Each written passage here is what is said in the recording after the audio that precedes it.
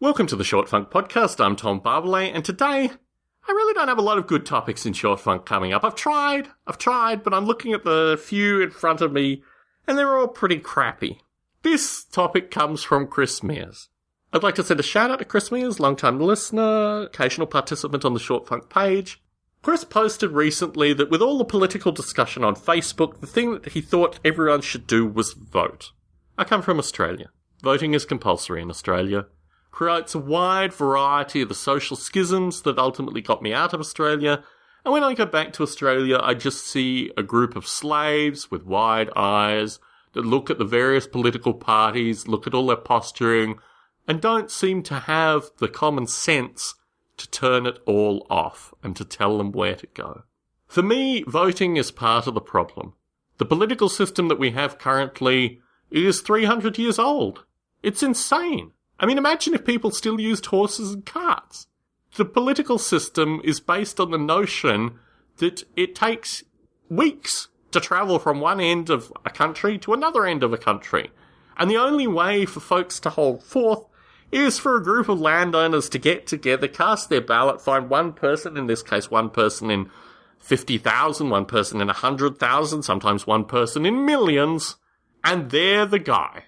It strikes me as surreal that people use Facebook in order to communicate associated with the current political system. Facebook is about communication, it's about individual expression, and it shows quite clearly that the technology is there to completely eliminate the contemporary political system. The whole notion of one person, one vote should be with regards to their active representation as opposed to voting for some schmuck to go and represent them. I feel perfectly capable and perfectly educated on issues in order to make an informed choice associated with them. And the nature of the fact that these people exist here to just be part of this whole corrupt enterprise is surreal to me. Just get rid of all of them and try a bunch of them. I mean, a bunch of them should be held criminally responsible for the stuff that's gone on. I find politicians are just absolutely reprehensible. And part of that is because I grew up in Canberra, Australia. I was surrounded by politicians. The Prime Minister and I frequently did shopping together. I saw him eating and getting groceries. The corrupt Minister for Education went and bought kebabs, where my friends went and bought kebabs. And my friends actually had humorous retorts when they saw these corrupt politicians. Sadly, these same friends would go on to vote in elections and just rubber stamp the whole process. It's not my game, not with it. Politicians, voting, the political system, it's all part of a problem that ultimately can only be solved in two ways. I'm not going to use the V word. Let's talk just about passive, what will go on. In countries where you don't have to vote, increasingly, people don't vote. And when you get to a circumstance where only 20% of the population, 15% of the population actively participates in the political process, you have a peaceful revolution. You have a circumstance where the status quo that has been running things for 300 years has to be brought into question.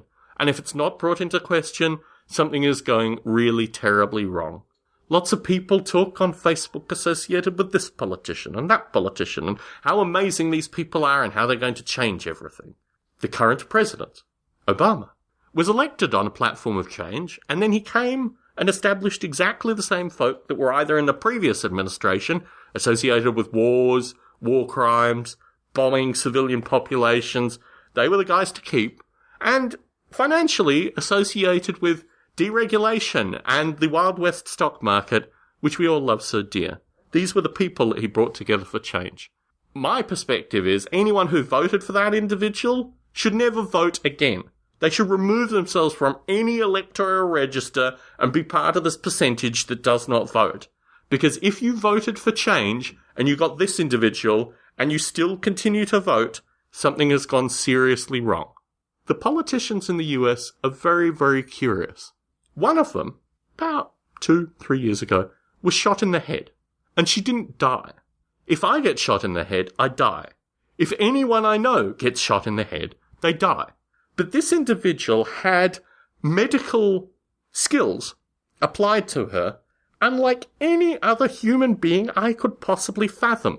And that's because while healthcare is a commodity for a majority of the folk that find themselves in the US, for the politicians, they get untouchable healthcare where you can get shot in the head and still survive. I don't want Short Funk to be a political podcast. I want it to be pluralist. I want to bring in all folk. But as far as I'm concerned, the political system, the politicians, voting, none of these things say the future to me. And all of these things say the disturbed past that we need to move away from very rapidly. Tom Barbalet in San Jose, signing out.